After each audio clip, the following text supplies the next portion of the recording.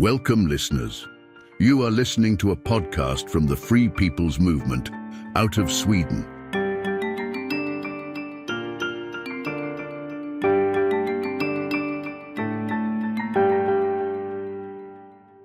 Episode 11, General George S. Patton, the assassination of an American hero. In this episode, we are going to dive into history and shed some light on the life and death of a man that is now so legendary that it is difficult to know where the man ends and where the myth begins. General George S. Patton, often simply known as General Patton, was a highly influential and iconic figure in the United States Army during the 20th century. Patton was born on November 11, 1885, in San Gabriel, California, and died on December 21, 1945, in Heidelberg, Germany, shortly after a car crash had left him paralyzed. We will have a look at Patton's fate from a slightly unorthodox perspective, and at the same time we can't help but wonder what Donald Trump's thoughts are on this topic. But we will come back to Patton's death a little bit later. During World War II, General Patton led the American armored forces in North Africa, landed in Italy, and was one of the leaders in the liberation of Europe. The Germans signed their unconditional surrender to the Allied forces in May of 1945, a victory largely won off the backs of Patton's unstoppable Third Army that stampeded its way across northern France after the successful D-Day invasion. Under Patton's decisive leadership, the Third Army drove retreating German forces out of occupied territories in an unprecedented display of military brilliance, enabling, among other feats, the liberation of Paris. Patton biographer Robert Wilcox wrote. But toward the end of the war, General Eisenhower and other commanding officers had come to consider General Patton as a liability for his unorthodox approach to warfare. Patton had repeatedly defied authority, challenged orders, and loudly disagreed with the United States post-war foreign policy. General Patton was an outspoken critic of the Soviets, going against the United States foreign policy position that saw the Soviets as an ally and crucial to maintaining peace in Europe. Patton at one point told his peers, "We've kicked the hell out of one bastard, only to help establish a second one, more evil and more dedicated than the first." Patton hated kowtowing to the Kremlin, and furthermore, he protested against the secret decision that Washington made, not to press the Russians for the safe return of thousands of captured Allied POWs that were still under Soviet control in 1945. As a result, these abandoned POWs were either shot or spent the rest of their lives working in Soviet gulags. Furthermore, Patton simply couldn't understand why the West had conceded Eastern Europe to the Soviet Union and had voiced his concerns about this openly. Biographer Douglas Wilcox wrote in his book called Target Patton that he believes that the plot to stop Patton could have easily evolved into an assassination order. Citing Eisenhower's political ambitions, Wilcox wrote, "The writing was on the wall. Now that victory in Europe was clearly in sight, Patton was no longer needed. His flamboyant style and unpredictability were becoming a liability that Eisenhower could not afford anymore." Well, be that as it may, there could very well be even more obvious reasons for wanting to get Patton out of the way. Obvious, if you know the real story. What is less well known, for reasons that are easy to understand today, is the fact that Patton visited Sweden twice.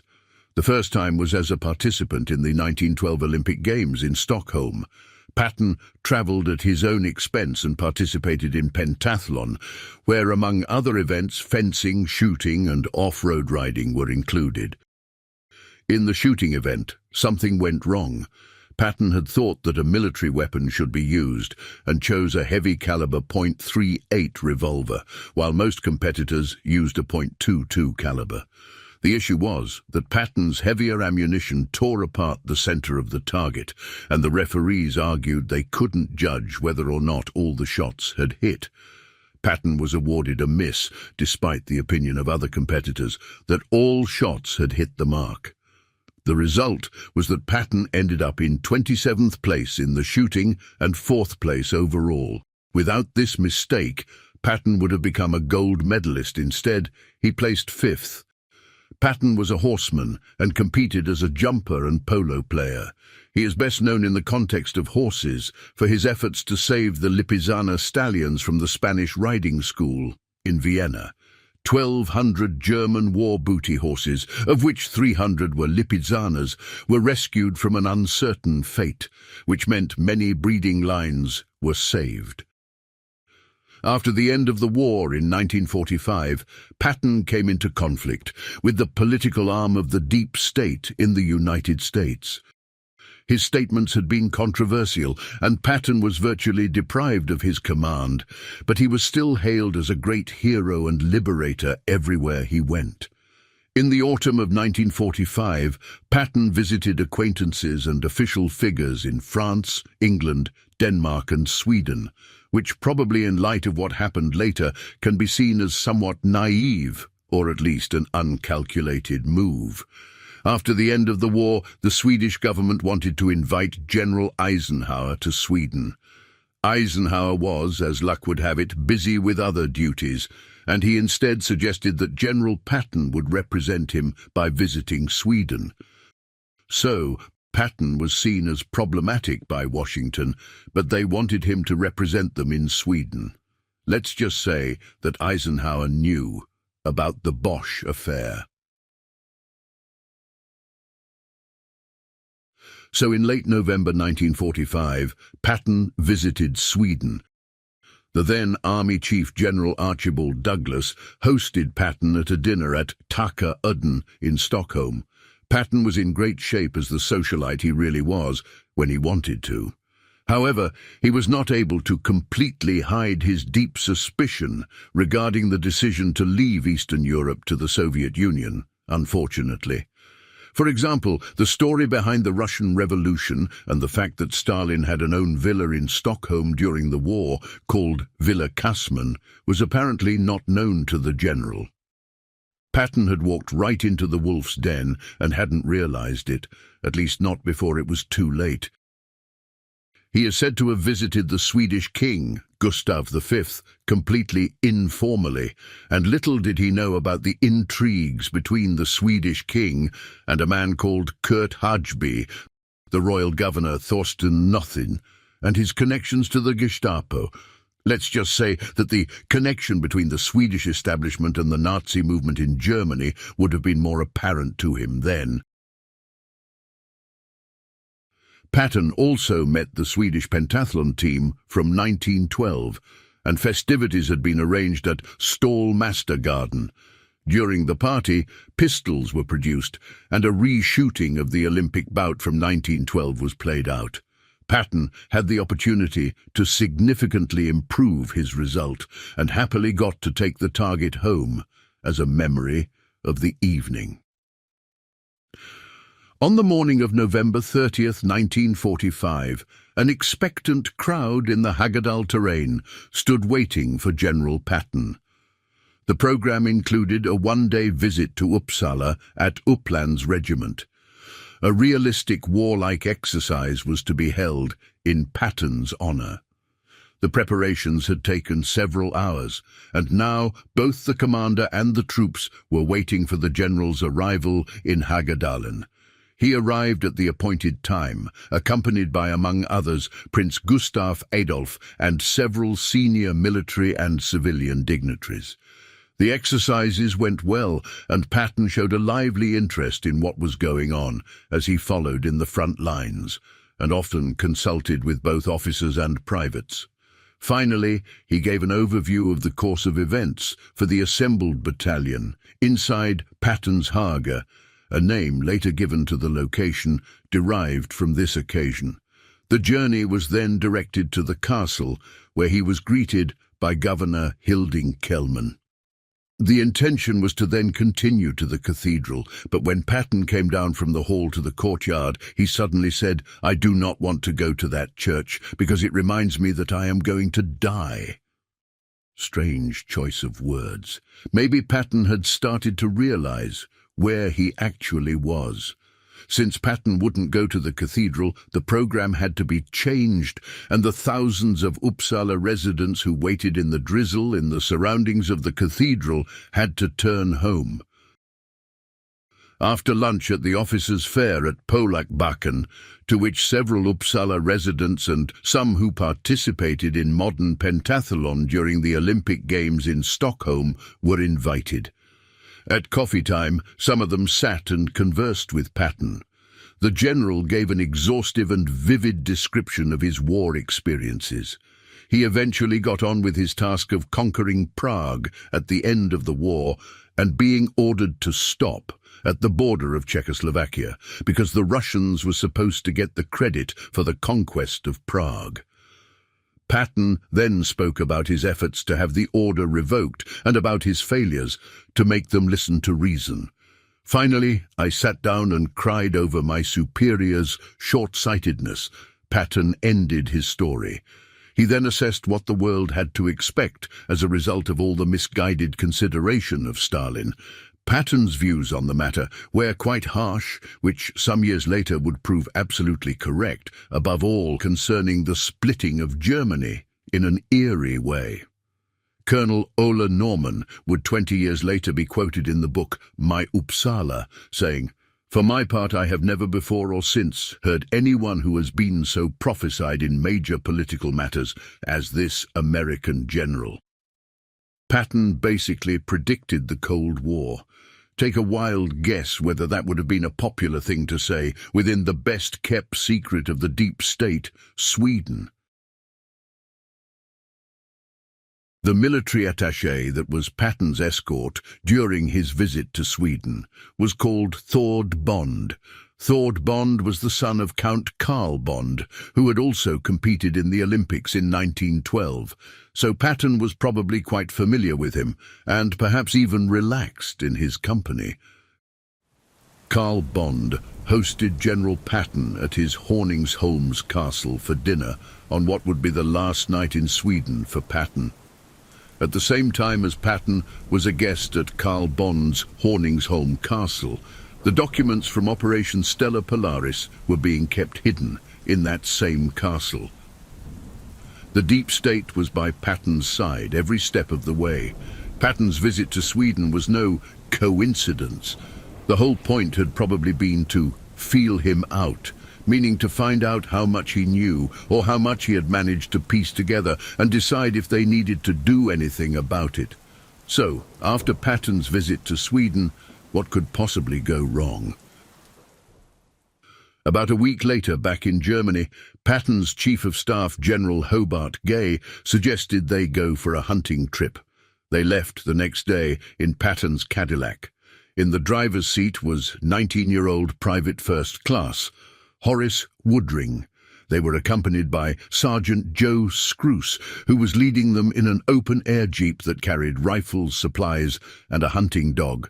The drive began without incident. The weather was cold, but visibility was clear, and the road was virtually uninhabited of any and all traffic. Sitting in the back seat, Patton was surveying the war-torn landscape littered by derelict vehicles and remarked, "How awful war is! Think of the waste!" Woodring stopped at a railroad track to allow for the passing train and noticed off in the distance a standard-issue GMC Army truck that was pulled over on the shoulder of the road. Just as Woodring started back up, the 2.5-ton truck with a canvas-covered flatbed pulled away from the curb and began slowly advancing in their direction. Woodring thought nothing of it. Suddenly, as the two vehicles were about the pass, the truck driver inexplicably took a vicious, hard left turn right in front of Patton's Cadillac. "I had no opportunity to avoid him whatsoever," said Horace Woodring in a 1986 interview, and the two vehicles crashed in relative slow motion, going 20 miles per hour. General Patton ricocheted onto General Gay's lap, where he laid momentarily unconscious and bleeding from a massive head wound that extended from the bridge of his nose up toward the middle of his scalp. When Patton opened his eyes, he told Gay, "I'm having trouble breathing, Hap. Work my fingers for me." As Gay moved Patton's fingers, it became clear that he had no feeling in them. Patton continued his plea, "Go ahead, Hap. Work my fingers." Patton was paralyzed. Despite the proximity of a hospital in Mannheim, he was taken to a facility over 20 miles away in Heidelberg. At first, Patton's prognosis was not good. He remained in critical condition for the first few days, when he began to make remarkable strides toward recovery. His presiding physician, Dr. Sterling, wrote on his medical chart, "The muscles of respiration began to function feebly. This gave us high hopes that the spinal cord was not as seriously damaged as we had every reason to believe in the beginning." In addition to these favorable neurological signs, his general condition remained remarkably good. The truck driver responsible for the crash was a soldier from Camden, New Jersey, named Robert Thompson. He had stolen the army vehicle, or perhaps taken it out for a joyride, with 2 other passengers that were never named or seen again, but are pictured in the background of the only image that exists from the accident scene. Nobody has ever been able to explain why or what Thompson was doing 50 miles away from his base. He had no orders to be there, and he was in clear violation of his rules. Patton's wife, Beatrice, flew in from Boston to be at his side and read him books and letters from well-wishers. Patton's hospital room was closely guarded and without the presence of any doctors or nurses when Beatrice first entered. No one knows what was said between them, but when she emerged from her husband's room half an hour later, Beatrice was in full command and armed with a list of requests. First, she wanted George's books brought from his traveling library so she could read to him. Second, she wanted complete control of who had access to his room. Third, she wanted her brother Fred to come to Heidelberg. And fourth, she wanted the doctors to be truthful with her. Patton's doctors put him in a body cast to prepare him for a flight home to the United States. Just as they began to make arrangements to send Patton home on December 21st, 1945, he took a turn for the worse. He refused breakfast and told his nurse with no hesitation, "I am going to die today." He lingered through the morning, cooperative and alert, but his breathing was labored and he became slightly cyanotic. At some point he wistfully whispered to no one in particular, "I guess I wasn't good enough." By 4 p.m. he felt better and very comfortable and suggested that Beatrice finish their book after she got an early dinner. She waited about 15 minutes until he was asleep before heading out, leaving him in the capable hands of Captain Duane and Nurse Marjorie Randell. When Captain Duane ran into the officers' mess just before 6 p.m., Beatrice jumped up from her chair and exclaimed, "I knew something was wrong. I could just feel it." She ran back across the snow-covered courtyard to Ward A1, but it was too late. The only man she ever loved died at 5:55 p.m. of pulmonary embolism, followed by cardiac failure. Going back to the accident, Wilcox, the Patton biographer, had contacted Horace Woodring's son, John, who also finds the entire collision suspicious. He said, "As soon as the truck driver got alongside, he veered right into the car. 3 drunk truck occupants who pretty much disappeared with all the general's flags and whatnot. They accidentally turned into that. I don't think so, not even if they were drunk." When asked if his father may have thought the collision was an assassination attempt, Woodring's son said, "Well, you know, he always had his thoughts, possibly, that it could have been." Military police and a number of unidentified investigators had descended on the collision scene with unprecedented speed. This alone is curious, seeing as how the accident took place on a deserted road in a remote area. The collision was said to have occurred around 11:45 a.m. Patton was in an ambulance by 12:20, which begs the questions, how were responding officers able to arrive so quickly? Had they known of a plot to assassinate Patton ahead of time? Were they just standing by waiting for it to happen? Inexplicably, Robert Thompson, the truck driver, was quickly whisked away by the Army's Criminal Investigation Division, CID. Wilcox learned of this revelation from Thompson's lawyer, who said, "The CID got him out of Germany that night. They flew him to England. He was incommunicado for a couple of days. If true, the move was unusual. Why would Thompson need to be taken to an undisclosed location in England when there were American forts nearby in Frankfurt and Nuremberg? What was he doing there?" Like most details in this case, there is no record of Thompson's 4-day trip to the UK. In fact, there is not even a mention of General Patton in Thompson's military file at all. Many of these outstanding questions might easily be answered if reports from the scene and subsequent investigations hadn't mysteriously vanished. The fact that an official accident report and all other records pertaining to the death of one of America's most decorated war heroes is missing seems more than suspicious. It's unfathomable, especially when considering the exacting measures to which the military approaches documentation.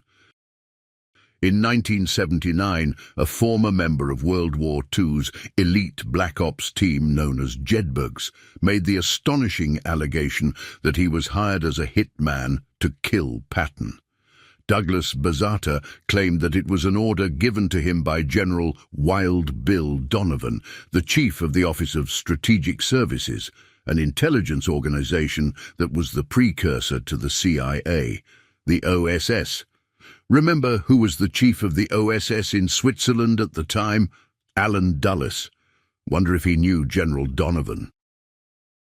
While serving as a Jedburgh, Bazata was an expert marksman and hired assassin who completed many covert operations that involved him dangerously parachuting into enemy lines to help organize the resistance in France.